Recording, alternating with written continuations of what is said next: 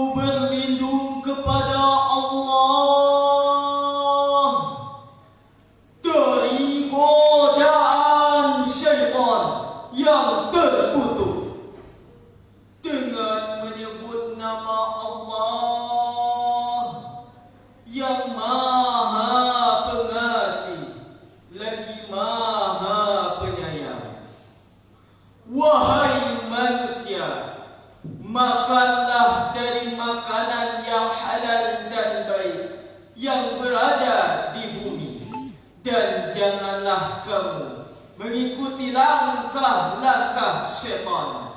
Sungguh, syaitan itu adalah musuh yang nyata bagimu. Dewan Hakim yang adil lagi bijaksana, hadirin wal hadirat calon penghuni syurga. Firman Allah Subhanahu wa taala di atas tadi. Firman Allah Subhanahu wa taala di atas tadi merupakan penentuan dasar pokok pikiran Al-Quran dalam bidang ekonomi. Dari ayat tersebut dapat dipahami bahwa Islam mendorong penganutnya untuk menikmati karunia yang telah Allah berikan. Hadirin, sistem ekonomi dewasa ini lebih dikenal dengan sistem ekonomi syariah. Dr. Muhammad Syafi'i Antonio menyatakan di dalam bukunya Bank Syariah dari Teori ke Praktek bahwa penyeimbangan aspek dunia dan akhirat menjadi karakteristik ekonomi syariah. Kunci yang terpenting dalam ekonomi Islam bertemunya aspek materi dan spiritual. Hal itu tidak dijumpai pada sistem ekonomi kapitalis dan sosialis. Berbarengannya dengan nilai materi dan nilai ketuhanan menjadi makanan yang sangat dibutuhkan setiap manusia. Dewan Hakim yang berbahagia, landasan kedua dari nilai-nilai ekonomi syariah adalah keadilan yang menyeluruh, baik sosial maupun ekonomi. Hal ini sesuai dengan firman Allah Subhanahu wa taala, Quran surah Al-Maidah ayat 8.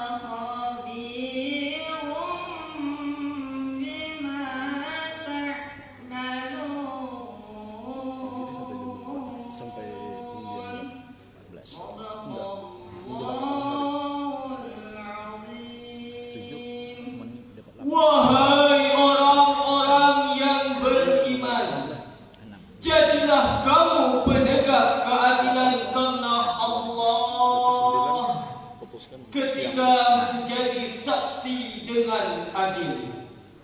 Dan janganlah kamu membenci suatu kaum, dan janganlah kebencianmu terhadap suatu kaum mendorong kamu untuk tidak berlaku adil.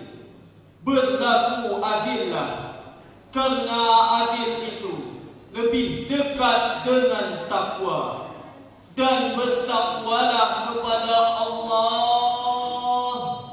Sungguh Allah Maha teliti terhadap apa yang kamu kerjakan. Maha benar Allah dengan segala firman.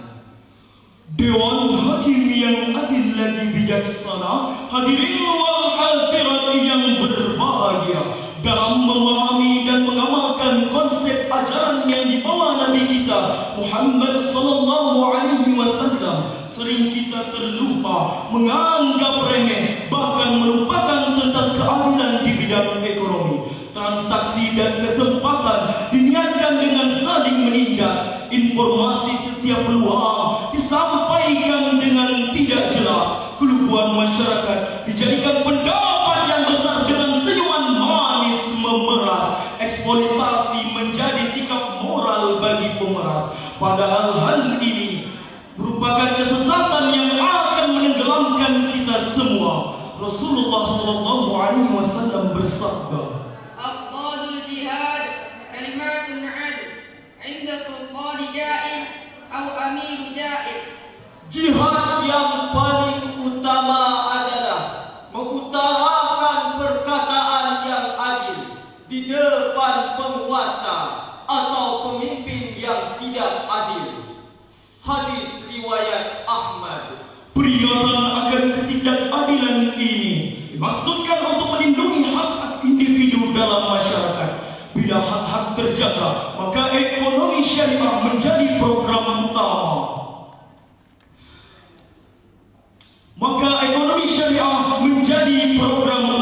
Modal usaha diberikan secara adil dan merata. Insya Allah kesejahteraan akan menjadi nyata.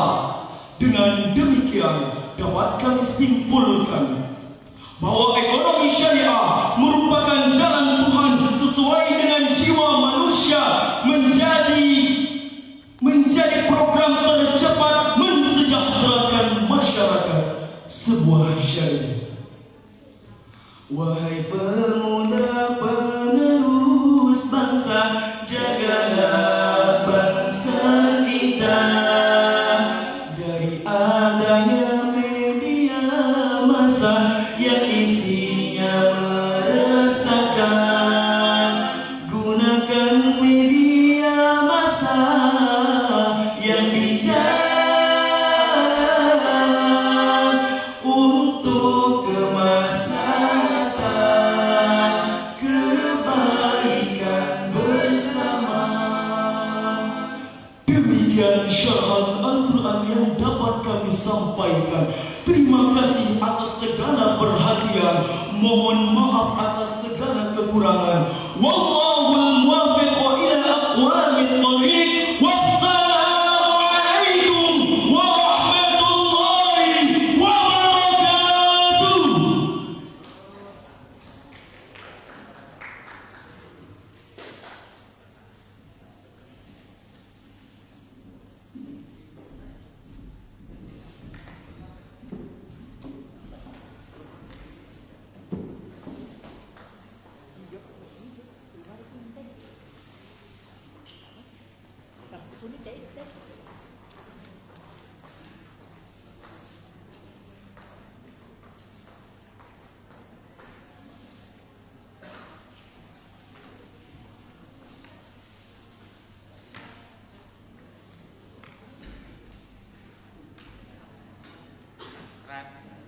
Tidak ada belum sedikit. Dua lagi bisa.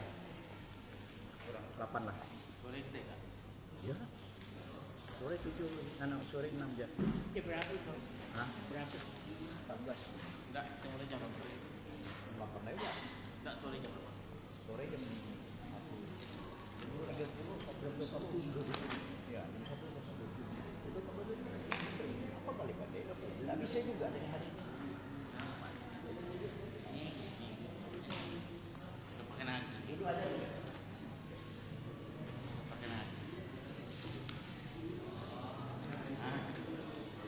Nomor SQ pula, dapat nomor peserta SQ pula. Jadi 14 hari ini selesai kan? Ya, ya. SQ nomor giliran 6. Giliran 10 6.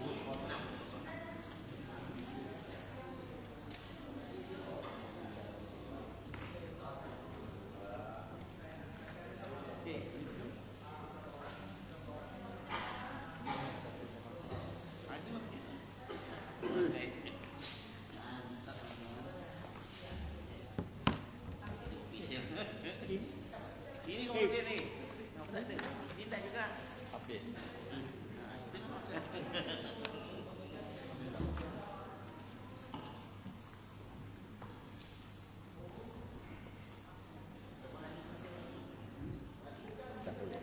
Dewan Hakim yang kami muliakan, Bapak dan Ibu yang berbahagia.